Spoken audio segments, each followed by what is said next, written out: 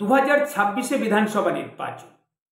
এখন থেকে আমরা প্রত্যেকটি বিধানসভা নিয়ে আলোচনা করছি। আজকের আলোচনায় যে বিধানসভা, সেই বিধানসভার নাম স্বরূপনগর বিধানসভা। আপনারা সকলে জানেন 2011, 2016 এবং 2021 সালের বিধানসভা নির্বাচনে এখানে তৃণমূল কংগ্রেসের প্রার্থী বীণা মণ্ডল জয়লাভ করে এসেছেন।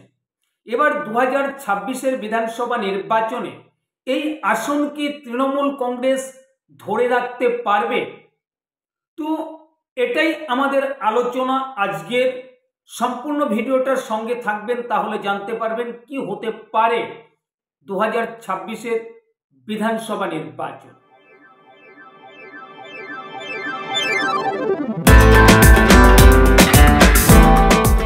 নমস্কার, আপনারা দেখছেন দিশা টিভি চ্যানেল, আপনাদের চ্যানেল। প্রতিদিনের মতো আজকেও এক প্রতিবেদন নিয়ে আপনাদের কাছে এসেছি। আপনারা সকলে জানেন 2026 পশ্চিমবঙ্গে বিধানসভা নির্বাচন। আর এই নির্বাচনকে ঘিরে এখন থেকে সব দলের কিন্তু প্রস্তুতি আরম্ভ হয়ে গেছে। তো আমাদের আলোচনায় আজকে যে বিধানসভা, তার নাম স্বরূপনগর বিধানসভা। স্বরূপনগর বিধানসভা কেন্দ্রে 2026 বিধানসভা নির্বাচনে কোন দলের জয়ের সম্ভাবনা বা কোন দল সম্ভাব্য জয়ী হতে পারে, আমরা এখন থেকে এই আলোচনা প্রত্যেকটি বিধানসভাকে নিয়ে করে চলছি। দেখুন, এই বিধানসভার যদি কিছুটা ইতিহাস দেখা যায়, তাহলে দেখা যাবে এই বিধানসভা কেন্দ্রে এক সময় সিপিএম এর একটা আধিপত্য ছিল। আপনাদের সকলের জানা, মুস্তফা বিন কাসেম দীর্ঘদিন এই স্বরূপনগর বিধানসভা কেন্দ্র থেকে জয়লাভ করে এসেছেন।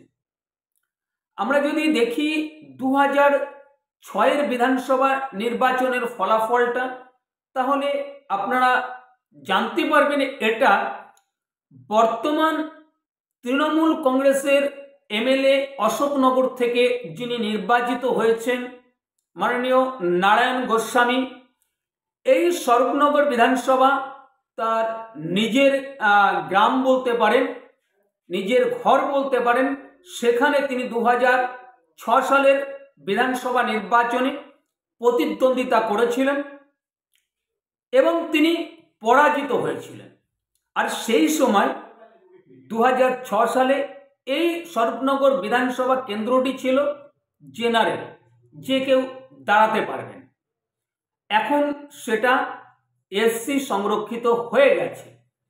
তো সেই 2006 সালের বিধানসভা নির্বাচনে মুস্তফা বিন কাসেম বামফ্রন্টের প্রার্থী জয়লাভ করেছিলেন এবং তার নিকটতম প্রতিদ্বন্দ্বী ছিলেন নারায়ণ গোস্বামী। তো সেই সময় 60,000 61,000-এর মতো ভোট পেয়েছিলেন নারায়ণ গোস্বামী, আর 67,000-এর মতো ভোট পেয়েছিলেন মুস্তফা বিন কাসেম। তো এখানে সামান্য ব্যবধানে জয় পেয়েছিলেন বামফ্রন্টের প্রার্থী মুস্তফা বিন কাসেম। তো তারপর 2011, 2016 আর 2021 বিধানসভা নির্বাচনে তৃণমূল কংগ্রেসের প্রার্থী বীণা মণ্ডল জয়লাভ করে এসেছে। 2021 সালের বিধানসভা নির্বাচনে যে ফলাফল হয়েছিল, বীণা মণ্ডল জয়লাভ করেছিলেন, 99,000-এর মতো ভোট পেয়েছিলেন, 64,000-এর মতো ভোট পেয়েছিলেন বৃন্দাবন সরকার বিজেপির প্রার্থী, আর বামফ্রন্টের প্রার্থী ভোট পেয়েছিলেন 20% মতো ভোট পেয়েছিলেন বামফ্রন্টের প্রার্থী এই স্বরূপনগর বিধানসভা কেন্দ্রে। যেখানে সারা পশ্চিমবঙ্গে অনেক বিধানসভা কেন্দ্রে বামফ্রন্টের ভোটের হার দাঁড়িয়েছে 2-3%, সেখানে 20%-এর মতো ভোট কিন্তু এই স্বরূপনগর বিধানসভা কেন্দ্রে বামফ্রন্টের প্রার্থী পেয়েছিলেন। তো এবার অনেক রাজনৈতিক বিশেষজ্ঞরা বলছেন যে এই বিধানসভা কেন্দ্রে আগামী 2026-এর বিধানসভা নির্বাচনে ত্রিমুখী লড়াই হতে পারে। কিন্তু আমাদের আলোচনায় যেটা উঠে এসেছে সেটাই আপনাদের সামনে আলোচনা করব।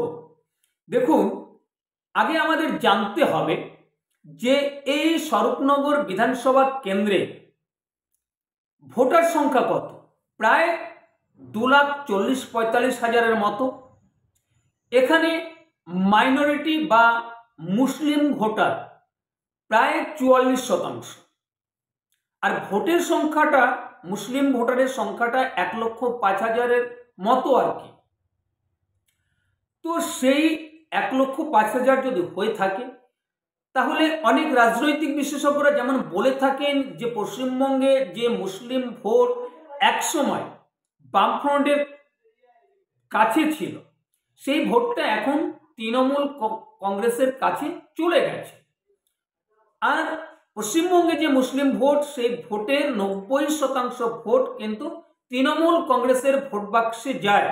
আর সেটাই যদি হয়ে থাকে, 1,05,000-এর মতো ভোট কিন্তু এই স্বরূপনগর বিধানসভা কেন্দ্রে মুসলিম ভোট আছে।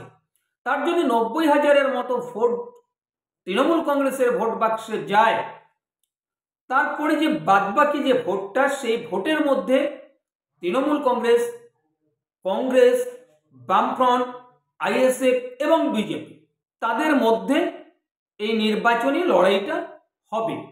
এই ভোট ভাগাভাগি হতে পারে। দেখুন, যদি এখানে মুসলিম ভোটের যদি 90% তৃণমূল কংগ্রেসের বাক্সে যায়, তাহলে বাদবাকি যে ভোট, যে সংখ্যাগুরু ভোট বা হিন্দু ভোট, বিজেপি যদি সব নেবে তাহলে হয়তো জিততে পারে। কিন্তু এটা সম্ভব নয়।